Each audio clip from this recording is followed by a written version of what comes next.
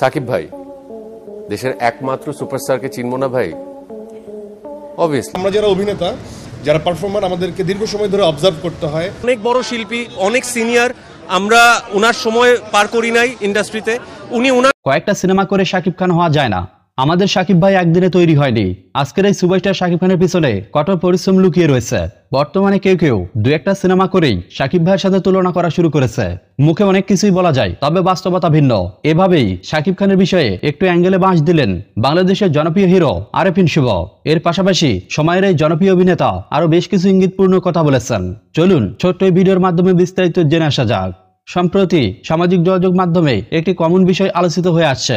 অনেকেই বাংলাদেশের সবচেয়ে বড় সুপারস্টার শাকিব খানের সাথে আফরান নিশোর তুলনা করে আসছেন, আর এই বিষয়টি অনেক মিডিয়াও সমর্থন করছেন।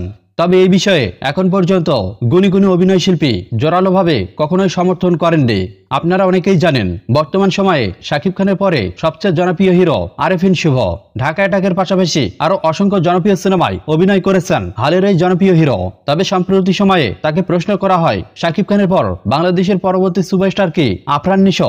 এমন প্রশ্নের উত্তরে কিছুটা বিব্রত হয়ে যান হালের এই জনপ্রিয় চিত্রনায়ক। এই বিষয়ে তিনি জানান, আজকের এই শাকিব ভাই একদিনে তৈরি হয়নি। কঠোর পরিশ্রম ও দীর্ঘ সময় ধরে সিনেমার প্রতি ভালোবাসা থেকেই আজকের এই শাকিব খান তৈরি হয়েছে। আপনি দুই একটা সিনেমা করেই নিজেকে শাকিবের সাথে তুলনা করতে পারবেন না। বর্তমানে শাকিব ভাই বাংলা সিনেমার তারকাদের চেয়ে অনেক ঊর্ধ্বে রয়েছে। এই সময় বাংলা সিনেমায় যে কয়েকজন তারকা অভিনয় করছেন, শাকিব ভাই তাদের চেয়ে অনেক ঊর্ধ্বে।